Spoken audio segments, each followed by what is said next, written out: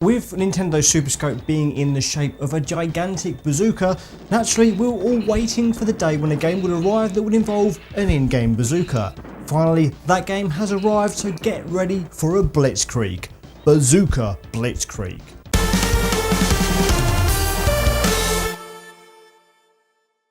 Known in Japan under the slightly more pedestrian title Destructive, Bazooka Blitzkrieg is all about blowing stuff up with a ruddy great big gun. Blitzkrieg is the German term for a short, shocking war tactic that hits enemies hard and fast. But can the same be said of this Operation Wolf style scrolling light gun game? Bazooka Blitzkrieg plays it incredibly safe from the start. Now, its story is of the very typical robots go out of control and start killing everybody school of narrative design, and as such it is hopelessly generic. If it wasn't for the occasional mission briefing in between levels, then well, you wouldn't even know there was an attempt at a story. You don't even get a proper ending until you finish the game on expert difficulty. There are but 5 levels standing between you and the end of the game, with 3 separate difficulty settings in which to tackle them on.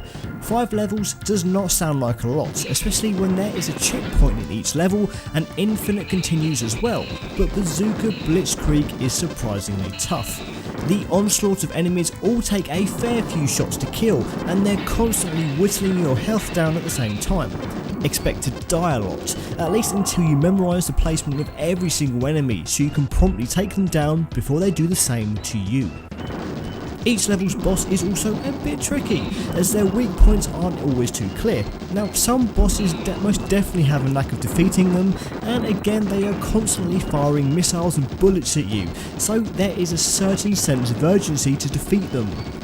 What should sound like a short game is certainly not the case here. Now, enemies are just too powerful and take too many shots to take down. It just becomes a memory game where you essentially have to start firing at enemies the moment they appear to avoid dying. Even with those infinite continues, it is incredibly annoying. There just aren't enough power-ups either, and irritatingly I ran into an item that when shot takes health away from you, way more than I found items that actually helped. Your standard machine gun feels too weak, and the missiles you can launch are just in too short supply to be of any use. While the bosses are a little more interesting as opponents, the standard grunts are most definitely very weak in terms of design. The whole game you'll be facing generic robots in red, yellow, green and blue hues, and there's very little to differentiate them all, to be honest. Some occasionally pop up in weird jet bikes, while eventually a few nasty helicopters come into play, but throughout the game you're just facing the same enemies over and over and over again. It just gets tiring. It doesn't help that the entire game's graphics are just so bland, with muted pastel colours and lazily created environments. Everything looks so faded and washed out, and entire levels feel like they're just cycling the same assets over and over again, which just makes Bazooka Blitzkrieg feel so damn repetitive. What makes it worse is that the speed you travel through levels is irritatingly slow. There is just no pace to this game, and as a result, no excitement.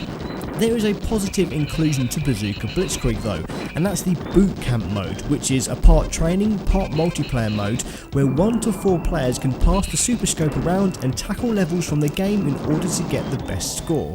It's no true multiplayer mode, but turn-based multiplayer is a decent solution that does give at least one more reason to boot the game up. Some good bosses and the turn-based multiplayer score attack mode is a nice addition that not enough light gun games implement. Dull visuals, bland levels and cookie cutter enemies only reinforce the fact that Bazooka Blitzkrieg is a very, very uninspiring game. Fine for a quick light gun fix, but there are far better light gun games available for the SNES. Everything about this title is painfully mediocre. Thank you so much for watching this video. If you like this and want more, you can click this icon to subscribe, this icon to support me financially via Patreon, or these icons to watch more videos from my channel. Why not take a few seconds to answer the question of the week in the comments, or just let me know what you thought of this video. See you next week.